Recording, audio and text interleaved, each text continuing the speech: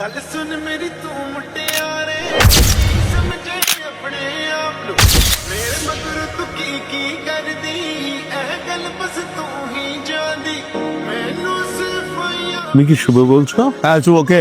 আমি নীলার মামা, আমার নাম নুরুল আমিন। আসসালামু আলাইকুম মামা। তোমার সঙ্গে আমি একটু কথা বলতে চাই। তো আমাদের মধ্যে দেখা হলো, একটু কথাবার্তা বললাম। ভূমিকা না নিয়ে আমি সরাসরি তোমাকে একটা কথা বলি। আমি খুবই সাধারণ মানুষ, বুঝকে কথা বলতে পারি না, তাই কথাটা তোমাকে সরাসরি বলছি। আমি জানি নীলাকে তুমি খুব ভালোবাসো, আর এই জন্যই কথাটা তোমার জানানো খুব জরুরি এবং আমি আমার দায়িত্ব মনে করছি।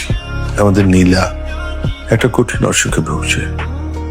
রোগটার নাম ইডিওপ্যাথিক পালনারি আর্টেরিয়াল হাইপারটেনশন। এই রোগে যে মানুষটা ভোগে, বাইরে থেকে তাকে দেখে বোঝার কোনো উপায় নেই। মাঝে মধ্যে শ্বাসকষ্ট হয়। बोल तू होवे यात्रा विच दूर तू होवे सानू संगनी ना ओदा लेके तेनू पैंदे ओदे ইদানিং তোমার কি হয়েছে শুভ বলো তো? কথা বললে শুনো না, তাকায় থাকলে দেখো না, হয়েছেটা কি বলবা? কিছু হয়নি। ফাইন প্রত্যেকটি ক্রিয়ার সমান ও বিপরীত হয়েছে, প্রতিক্রিয়া। আর বলতে হবে না। ব্লাড, চলো হাসপাতালে চলো। কিসের ব্লাড? কোথায় ব্লাড?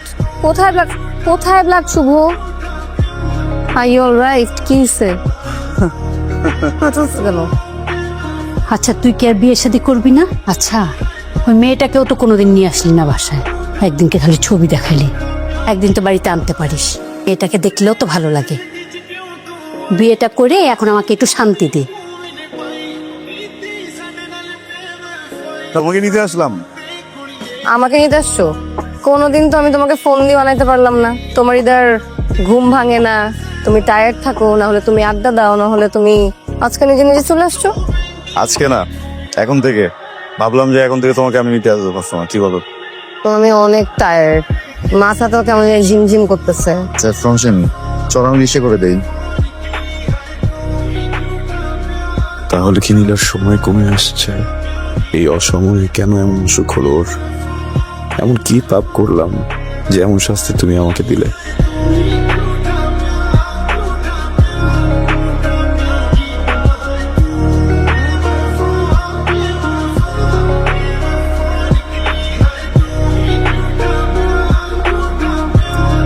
হ্যালো। এই ঠিক আছে, তুমি কিছু হয়নি তো? আমি তো ঠিক আছে, তুমি কি করো? নিশ্চয়ই ঘুম থেকে উঠছো না, স্বপ্ন দেখছো কোনো? না তেমন কিছু না। তুমি তো এক ছোট বাচ্চা না যে কার্টুন দেখে ভয় পেয়ে আমাকে ফোন দিবা। বলো কি দেখছো? দেখলাম তুমি অসুস্থ হয়ে পড়ছো হঠাৎ করে। আমার অসুস্থতা নিয়ে তোমার যত টেনশন, সেই টেনশন যদি তোমার নিজের ক্যারিয়ার নিয়ে থাকতো তাহলে এতদিনে সেটেল হয়ে যেত। আপাতত একটু তোমার সাথে সময় কাটাই। তোর কোনো পরিচিত ডক্টর আছে? মিলিককে ওর কাছুরির কাছে কখনোই বড় রাখতে। গোপন সমস্যা নাকি দোস্ত? আমি করি সবসময় ফান ভাল লাগে না। সরি দোস্ত, আমি আসলে মজা করতে চাচ্ছি। যদি হইতো তাহলে আমি পাই। এই আজকে নীলাপা আসে না? না, আসে নাই মনে হয়। ভাই, যে পরিমাণে কথা বলে অফিসে, প্রতিদিন বিরক্ত হচ্ছি। একদম ঠিক কথা। মনে হচ্ছে তারাই পৃথিবীতে প্রথম প্রেম করছে। একদিন চলুন বসকে বিষয়টা বুঝাই বলি। একটা কথা বলতে ইচ্ছা করতেছে কিন্তু লজ্জা পাচ্ছি। লজ্জা পাচ্ছ? বাবারে বাবা, এদিন আমার দেখতে হলো লজ্জা বলে পাচ্ছি। তারপরে বলতে চাই, বলবো? বলো। আমি যদি কখনো কখনো বিয়ে করতাম তাহলে অনেক ধুমধাম করে করতাম। কেন? কারণ আমার কাছে মনে হয় বিয়ে একটা ফেস্টিভ্যাল, সব এটাকে এভাবে পালন করা উচিত। আমার মতামত একটু ভিন্ন। স্যার, আসসালামু আলাইকুম স্যার। স্যার, নীলাকেও আপনার মতো একটা কাজ ঘেরা রুমে দেওয়া হোক। মানে কি? আমরা প্রতিদিন বিরক্ত হচ্ছি। সে একটা ছেলের সাথে প্রেম করে। আপু একটা কথা বলার ছিল। এতক্ষণ তো অফিসে ছিলাম, কিছু তো বললেন না। কি? এটা অফিসে বলার মতো কথা। কি? এই যে শুভ ভাই অফিসে হঠাৎ করে চলে আসে, অনেকে এটা পছন্দ করে না। কালকেও দেখলাম বসের কাছে সবাই মিলে বিচার দিচ্ছে। তাই তুমি না বলে চলে আসছো কেন অফিসে? প্রত্যেকটা জীবন বুঝছো, আমার ভিতরে যতটুকু সাহস একটু জমায় রেখে কি হবে বলো? কি চাও? তোমাকে কি হবে? বলবো এখন লাঞ্চে যাবো। আমিও খাবো। আমি শুধু আমার জন্য খাবার নিয়ে আসছি। ওটাই খাবো। শোনো, কথায় আছে একজন হাজবেন্ড একজন ওয়াইফ যখন একই সাথে যদি একই প্লেটে খাবার শেয়ার করে খায় সংসারের জন্য মঙ্গলজনক। আমরা প্রেমিক এবং প্রেমিকা, আমাদের জন্য মঙ্গলজনক কি হবে? ਇਹ ਗੱਲ ਬਸ ਤੂੰ ਹੀ ਜਾਣਦੀ ਮੈਨੂੰ ਸਿਰਫ ਯਾਰ ਪੇਸ਼ ਨਾ ਕਰ ਰੱਬ ਕੋਲੋਂ ਥੋੜਾ ਜਿਹਾ ਕਰ ਸਿੱਖ ਜਾ ਕੇ ਪਿਆਰ ਕਰਨੇ ਦਾ ਬੋਲ ਝੂਠੇ ਸਨ ਸਾਡੇ আসসালামু আলাইকুম মামা। তুমি কি একটু আমার বাসায় আসতে পারবে এক্ষুনি? জি পারবো। নীলার কি কিছু হয়েছে? তুমি শান্ত হয়ে বসো, নীলার কিছু হয়নি, সম্পূর্ণ সুস্থ। আমি আসলে একটা মহা অন্যায় করে ফেলেছি, আবার আমার দৃষ্টিতে এটাকে আমি অন্যায়ও বলবো না, এক ধরনের দায়বদ্ধতা থেকে আমি কাজটা করেছি। আমি তোমাকে একটা মিথ্যা কথা বলেছি, নীলার আসলে কিছু হয়নি, সম্পূর্ণ সুস্থ। নীলার বাবা মারা যাওয়ার সময় আমাকে বলেছিল আমি যেন নীলাকে এমন কারো হাতে তুলে দিই যে নীলাকে খুব ভালোবাসবে, আর এই কারণে আমি এই পরীক্ষাটা চালিয়েছি। অন্য কোনো ভাবে এই পরীক্ষাটা চালানো যেত, কিন্তু আমার বুদ্ধি থেকে এটা এসেছে, আমি সেটাই করেছি। তবে আমি এখন নিশ্চিত যে তুমি নীলাকে সত্যি খুব ভালোবাসো, অনেক ভালোবাসো।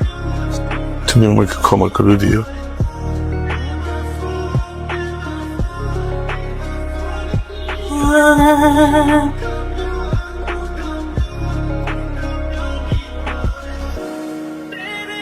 তোমার সাথে একটু ইম্পর্টেন্ট কথা আছে, বাড়ি আসবা? শুভ, তুমি এখানে, তোমাকে কতবার বলছো অফিসে আসবে না? নীলা অনেক বেশি ইম্পর্টেন্ট। দেখতেছো তুমি বারবার এরকম করে অফিসে আসলে কিভাবে হবে? টানাটানি করতেছো কেন? শিখুমের কথা শুনো, সবাই দেখতেছে। তোমার সমস্যাটা আমি বুঝতে পারতেছি না। তুমি সবার সামনে এইভাবে হাত ধরে টেনে নিয়ে আসলে কেন আমাকে অফিস থেকে? বলছি আমার ওয়ার্ক প্লেসে তুমি আসবে না, এগুলো না অফিসে আলোচনা হয়। চাও আমার চাকরিটা চলে যাক, তা বলো না কেন? কিসে কিসে কিসে? বাসার সবাই ঠিক আছে?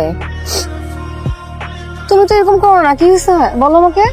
তোমার কি আমার সাথে থেকে সাফোকেশন হচ্ছে? একা থাকতে চাও? তাহলে প্রবলেমটা কি বলবো আমাকে?